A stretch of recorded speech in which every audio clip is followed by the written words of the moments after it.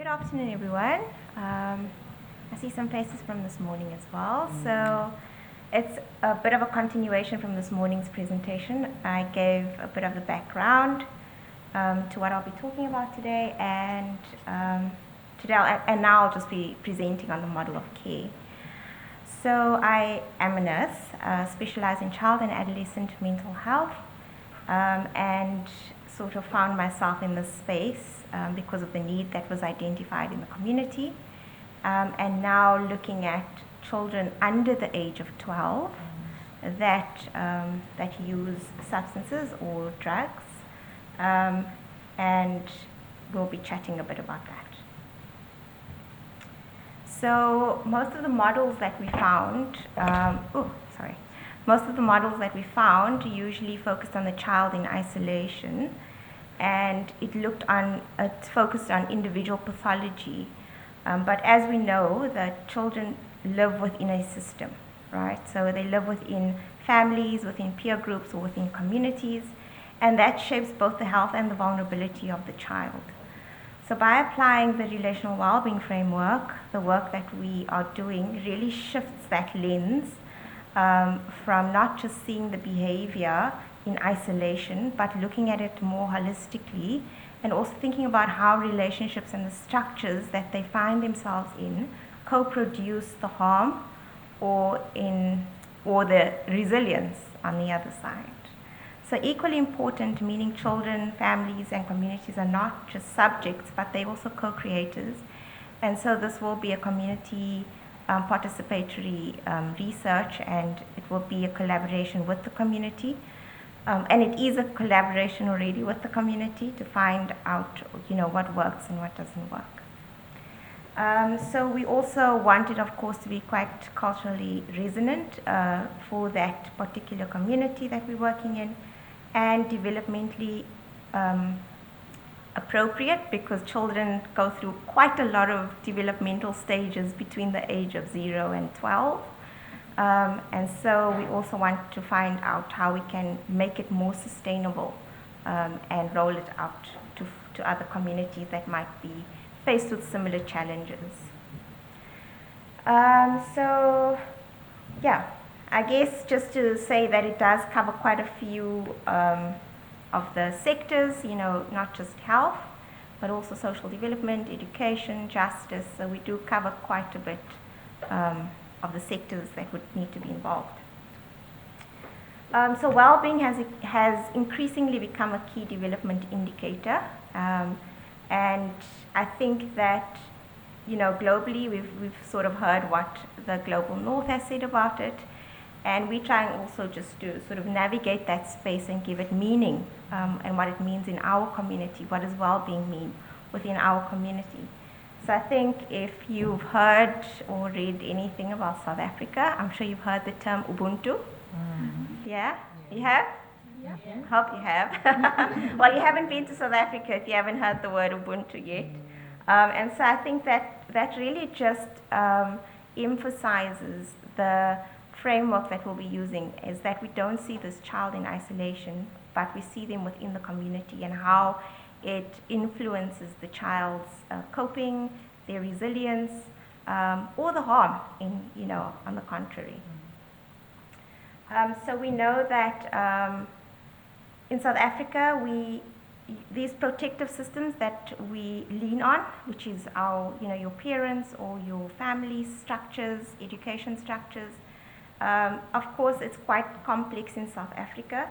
And we do find that they're very strained by poverty, unemployment, violence, and family fragmentation. So that really contributes to the bigger load in all of this. I think let me move along. Okay, so a lot of the work that we're doing is anecdotal at the moment, so it hasn't been published formally yet, and it's just been from experience, and very soon it will start getting published and getting a bit more visibility in that space. But what we're looking at really is just to explore the early identification and family-centered responses to the crisis that we've observed and to the challenges we have observed, And we want to document these experiences of the children and the families, explore the role of the nurses in this, and identify gaps in service integration for these people. So Family Hope Foundation is one of the NGOs that I'm also representing, and our model has really been, it's a volunteer initiative assisting with the rehabilitation and healing of families in distress. And so we don't see the child in addiction on their own or in isolation. We look at it as a unit. So we don't isolate the child, we see it as a unit, and whatever that family structure might look like. Of course, we understand that it's not always a nuclear family, but sometimes it's beyond that. Sometimes it's cousins or our aunts and uncles or neighbors that are involved.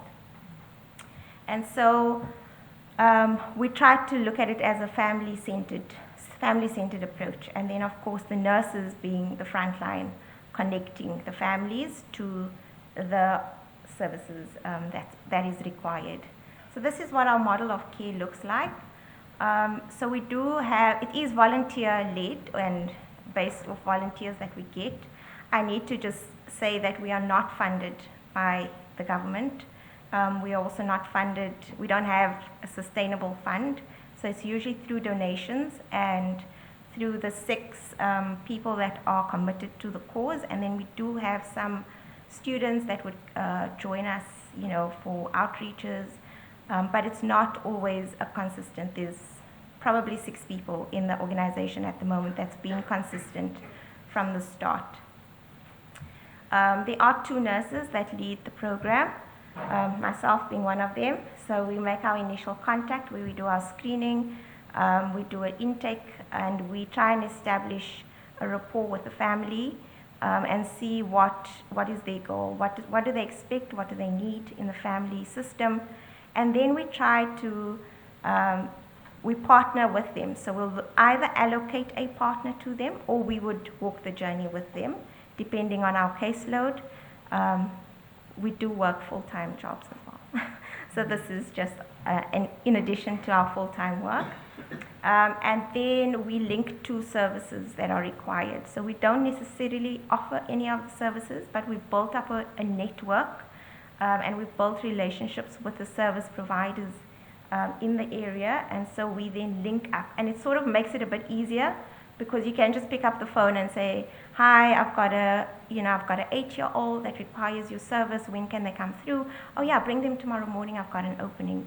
So that relationship that we built over the past few years has been really beneficial, because the alternative to that is that they go and sit in long waiting queues, or the waiting time becomes exponentially longer to get the services that they require.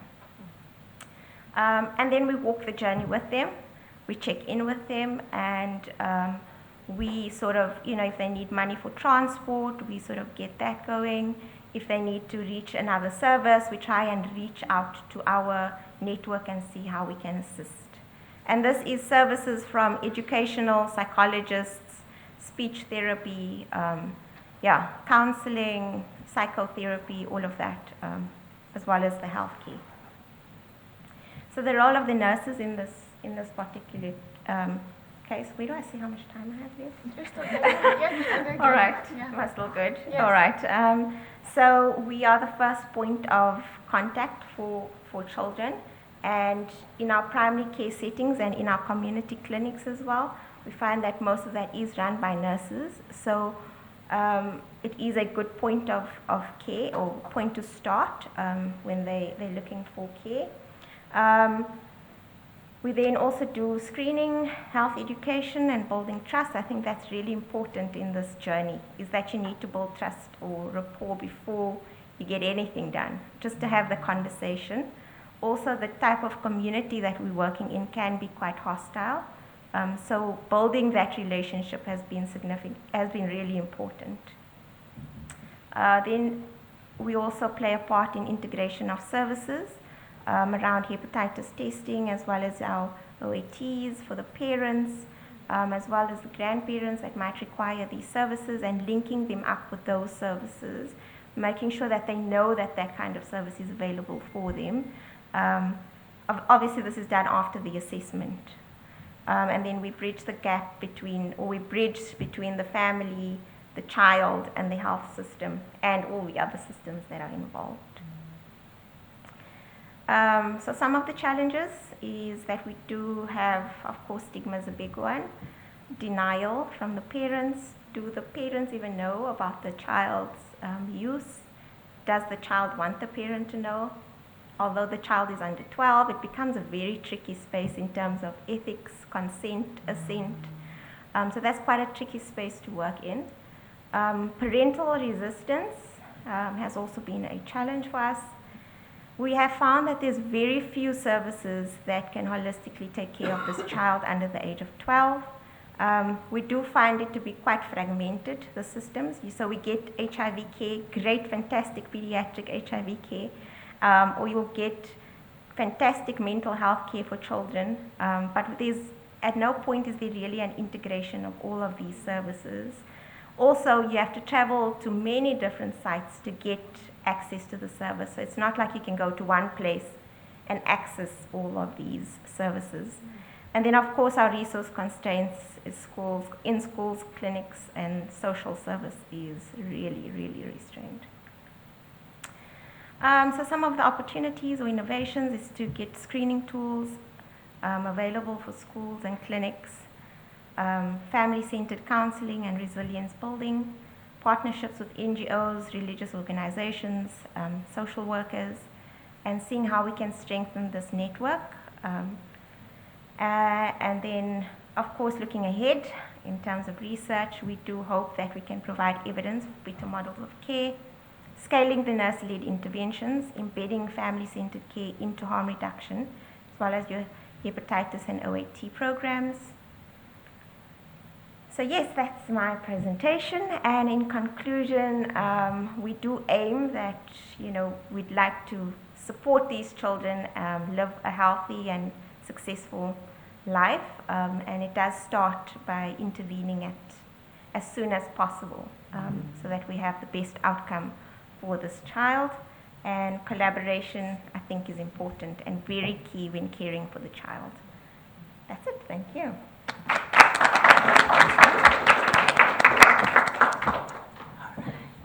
Thank you so much for the presentation. We'll take any questions that we have. Professor Harry. Thanks so much for the excellent presentation. All right, there we go. I just wondered, how do the children usually present? I mean, you were saying that they often want to hide their drug use from parents. So are they presenting on their own, or parents bringing them? All right. Yeah, he's just doing it right now. Oh, okay. I think it's, or should I just put there? Okay. All right, sorry. Yes, so I think I did a bit of the background this morning, where it's actually, we have community members that would reach out to us and identify the children. And then we have built a relationship over the past 10 years with the community. And so that's sort of how it started. Initially, with the first cohort of kids that we had, we actually built a relationship with the whole family. So the grandmother, the aunts, the uncles, everybody, and all the cousins were sort of involved in it. And that's how we reached out. And from there, it was word of mouth.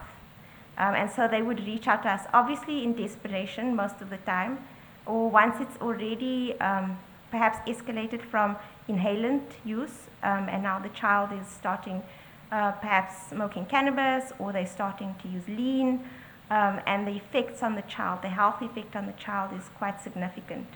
And that's usually when the parent would then reach out to us and say, hi, we need help, what do we do, where do we go? So that's usually how they access us, yeah. Word of mouth, and if they see us in the park, they come talk to us and speak to us, yeah. Thank you for your presentation.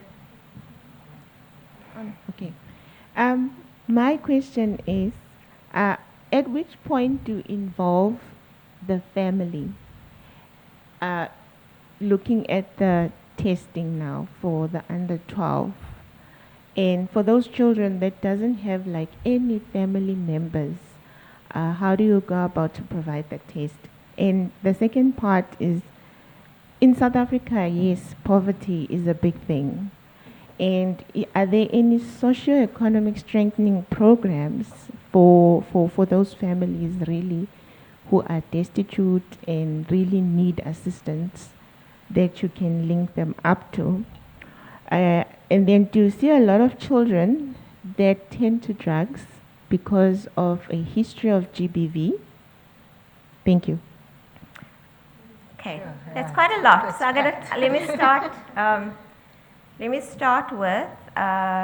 Sorry, just remind me again. I'm going to have to start with the children that do not have any family members, and how do they access the service, or how do we help them? Yes. Okay. So in our particular, what we offer, we wouldn't see a child without an adult because of legalities. Of course, if the child is in an unsafe space, we would reach out to social services and get assistance via social services. But there is some legalities that we have to follow, and we can't overstep that because we'll be in some serious trouble. Of course, we have to consider consent as well as assent. A lot of the parents are already on our social grant system, and so they're always concerned that their children will be removed and they'll lose out on the grant. So it's a very tricky waters that we're treading because we don't want to seem like we an organization that removes children, even though the Child Care Act clearly says that if there's no provision made for this child, if the child is not kept safe, that the child will be removed. So it's quite tricky to navigate those waters, but we try and stay within the legal confines of what the country has given us, yeah. But very tricky. And then you were speaking about provision of food and basic supplies. That is very hard because we do have grants that are given. Often I have to say that the whole family is in addiction. It's usually not a child alone. It would be the whole family. It would be the parents and the grandparents as well, at least 3 generations in one house that would be in addiction. And yeah, it's very difficult. There's a lot of religious organizations in the area that supply soup kitchens. So the kids do often get food from there. There's a feeding scheme at school. But I can't say that there's a referral where there's a consistent, form of providing this for them. Yeah. I hope that answers. Coming. Sorry. Yeah, I don't know if there's. Yeah. No, but anyways, so I think because that was not clear from your presentation as to where the context of where you're actually based. Oh, right. Because I think that plays, we are in the city of Johannesburg, Yeah. on the West Rand, where it's far from a lot of the interventions. So whilst, when people present, people assume that this is happening, all over, like especially when we say, oh, my project is in the city of Johannesburg, but Johannesburg is so big. And also another thing is, maybe if you can just talk about what substances are being used, and if the addiction care services that are there, do they really cater for you? And something for the people who weren't here I know it's a lot, I'm sorry. But your work is so important. I should have redone the mornings. So for people that weren't here in the morning, because you said something so important about the fact that there's a hospital, a mother and child hospital slap bang in the middle of this community, and the structural barriers of even getting the support, and how you highlighted, even the access to mental health care services, just color as to how far and where do they actually have to go to just see a psychiatrist who is trained for under 12s. So I think just for a bit of context, it is a previously disadvantaged area called a township in South Africa, and so that particular community is quite impoverished, and they are riddled with substance use. It is quite high, as well as violence and criminal activity. And to top it all off, we've got some fantastic gangsterism going on as well. So it's like the whole package in that community. So I think you can imagine what that looks like. So there are services available in the community. We've got a mother and child hospital, which is about 2 kilometers away from the community. However, to access those services, you need a referral.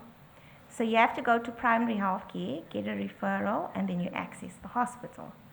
However, the nurses and, there's some stigma around substance use. And those barriers, that's probably where it starts, getting access, and then getting the referral. Does it warrant a referral to those services? The burden, the amount of the community that actually requires the services is so big. And so they have to prioritize, and it depends what we're prioritizing at the moment. Substance use is usually not one of those priorities.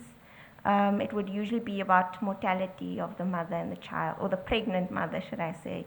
That would be the focus of, so it just depends where we're at in South Africa. And then there was another point you asked about. Oh, which substances? Yes, that's very important. So mostly inhalants. So it would be glue. Glue is freely available. It is not regulated at all.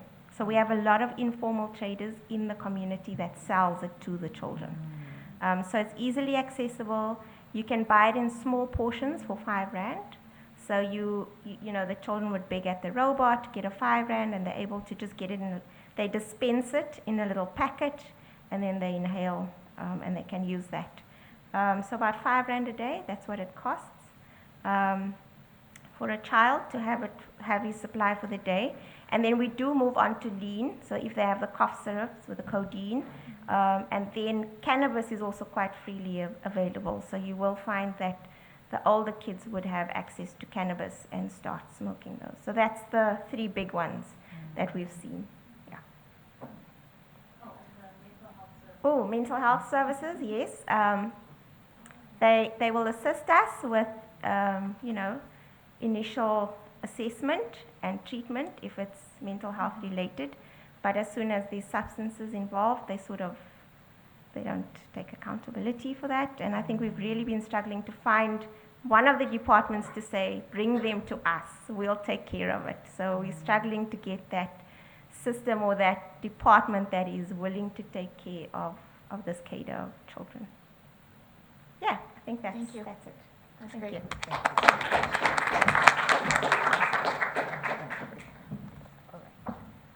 Thank you so much for that. Maybe just a comment. I think it was also discussed during our morning session to say, as much as all of this information is more anecdotal, it would really be great. I think, Daniela, you have mentioned something like that, to say it would really be great to have published research, because when I was listening in the morning, I was like, a 5-year-old, there was a sibling that was actually giving the 5-year-old a glue so that they can kind of rest and not think about their problems and not think about where's the next meal going to come from. So I think these are some of the issues that maybe in my context or in the space where I'm working, when I think of a 5-year-old, it's like we have serious emerging issues. And the fact that we don't have this information just freely available, I think there is a knowledge gap, and it would really be fantastic if we can work towards making sure that there is that provision of information. Maybe just a quick question before we move on to the next presenter. One identified challenge from your presentation was the parental resistance. And consent plays a very, very big role. So how do you navigate like parental resistance when you clearly see the issue, Because I'm looking at the fact that, for instance, when it comes to needle and syringes, there is also a bit of a restriction with us who are supplying, clients that are using opioids.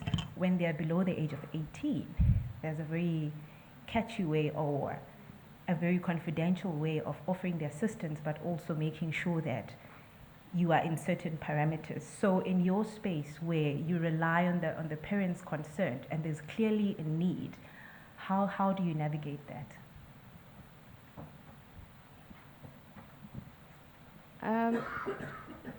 Starts working, right? It just start working? Okay.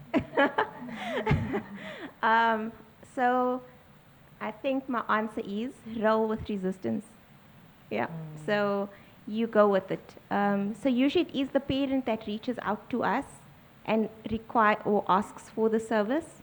And then of course they backtrack when they start thinking about, oh shucks, I might have to get some help myself. They're not ready for change. They don't want their grant to be taken away from them. They don't want the kids to be removed. And so sometimes it starts off with that initial contact, like, yes, I'm good to go. And then they step back and they're like, oh, wait, and there's a few things to consider. I think what's important, or what we found, is that we clearly communicate with them, in terms of what their goal is and what their expectations are. And we manage that this is not a once-off solution. We're not going to solve your problem tomorrow, but that this is a journey that we're going to walk together. We also don't force or enforce that parents get help. If they're not ready for help, then we'll focus on what they are ready. So we'll draw up a priority list and see, what the need is. Usually it would be the child first, and we'll work through that. And at some point, if the parent comes on board, we'll then assist the parent and reach out to those networks. But yeah, we've been faced with, we've been threatened with violence. We've had a lot of experiences. But you roll with it, you go with it, and you just stay within your, make sure that you're within the legal framework so that you're not found wanting, Okay. Yeah, thank you so much. Walking the journey with the family, fantastic.